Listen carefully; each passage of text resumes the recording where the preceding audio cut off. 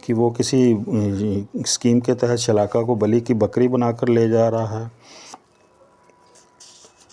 जाहिर है उसका अगर ऐसा कोई प्लान है तो वह अपनी इस योजना को मेरे द्वारा अंजाम देना चाहेगा, यानी मुझे चारे के रूप में उन अंडरवर्ल्ड के माफिया डॉनों या सो कॉल्ड फाइनेंसरों के आगे डाल देगा। डाल क्या देगा, वो तो खुद ही मुझे गुड़ की बेली समझ उठा ले जाएंगे। मैं चीज़ ही ऐसी हूँ। और मुझसे पूछेंगे कि दौलत कहाँ है, जबकि इसी दौरान विलियम भारत आकर बैंक में अपनी सारी रकम निकाल लेगा और फिर कहीं भी नया भेष और नया नाम बदल कर रहने लगेगा। तुम्हें पूरा भरोसा है कि रेस तुम ही जीतोगे? प्रत्यक्षतः मैंने हंसते हुए पूछा।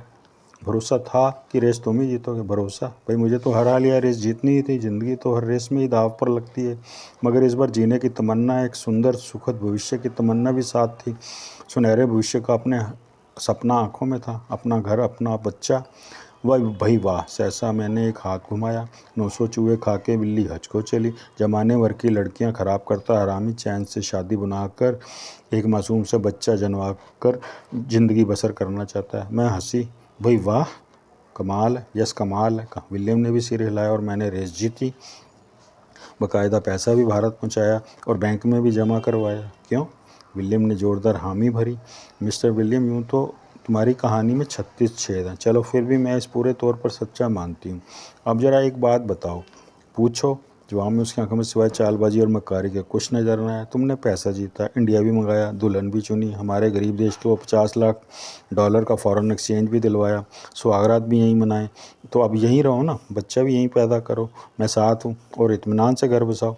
यूँ भी तुम्हें यहाँ कोई कुछ ना कहेगा, यहाँ तक कि भारत सरकार भी तुम्हारी पूरी मदद करेगी। तुमने अमेरिका में 10 कत्ल भी क्यों ना किए हो, मगर मजाल है अमेरिकी सरकार तुम पर हाथ डाल जाए। मैं जानता हूँ। विलियम हंसा। भारत और अमेरिका के बीच एक्स्ट्राडिटी पैक्ट नहीं है, लिहाजा अमेरिकन गवर्नमेंट में मुझे कोई खतरा नहीं। मगर उस माफिया डॉन का क्या करूं जिसने मुझसे पैसा लेना है? तो गोया यूं कहो कि तुम शलाका को चारा बनाकर डॉन के आगे डालोगे। आखिरकार सच बात मेरे होठों पर आई कि शलाका को तो मैं महज हम बिस्तरी के लिए ले जा रहा था, दिखावे के लिए ले जा रहा था। और वो पैसा $50 लाख। मैं हंसी। जाहिर है वो इंडिया में ही है, इंडिया में ही रहेगा। इसका इस्तेमाल तो माफिया डॉन की मौत के बाद ही होगा, जिसने फाइनेंसर बनकर मेरी ज़िंदगी मौत से बदतर कर डाली है।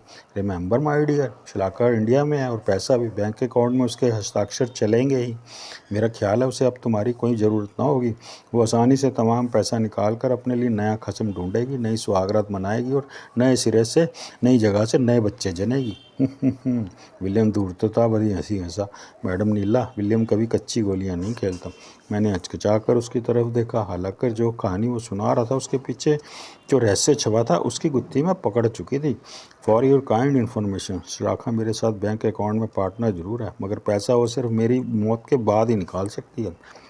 यानी फ़िलहाल बैंक अकाउंट हम दोनों के नाम जरूर है, मगर हस्ताक्षर सिर्फ तुम्हारे चलते हैं। मैं बोली, तुम्हारी मौत के बाद वो खुद को तुम्हारा नॉमिनी साबित कर बैंक से पैसा निकलवा सकती है।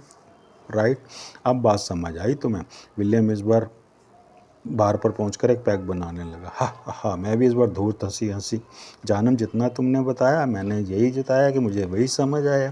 कहो तो वो भी बताऊं जो ना तो तुमने बताया और ना ही समझाया। मतलब? विलियम ने कनखी भरी आंख उठाकर मेरी तरफ देखा। मुझे पता है दौलत कहाँ है, और जहाँ भी है कैश के रूप में ही है। मैं मुस्कुराई। व्हाट? विलियम साइफन से सोडा भरते लड़खड़ाया। यस, और अमेरिका में वो दौलत 2 कौड़ी की भी नहीं है। Oh no! इस बार उसका मुंह तक पहुंचा जाम सचमुच छलक गया। हाथ कांप उठे। मैंने हामी के अंदाज में अपनी पलकें नवा दी, गर्दन हिला दी। Train train train. तभी कालियान पर गिरे मेरे मोबाइल की घंटी बज उठी।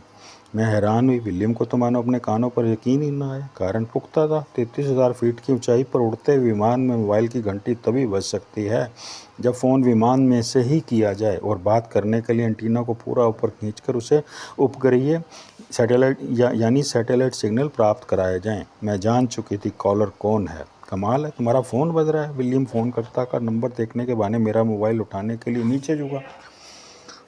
मुझे पता है दौलत कहाँ है। धड़ाक एकाएक मुझे कुछ सूझा, ये कहते हुए, और मैंने अपनी नोकदार सैंडल की नोक उसकी ठुड्डी पर दे मारी। वो उछलकर पीछे की तरफ पलटा। उसके दोनों हाथ हवा में उठे। पैग उछलकर कहीं गिरा। आंखों में आश्चर्य लिए वो भी मुझे और घूरता कि धड़ाक धड़ाक मैंने अपनी सैंडल का वेगदार प्रहार उसकी टांगों के जोड़ के बीच में जड़ दिया। ट्रेन ट्रेन ट्रेन घंटी वह दस्तूर बजती रही।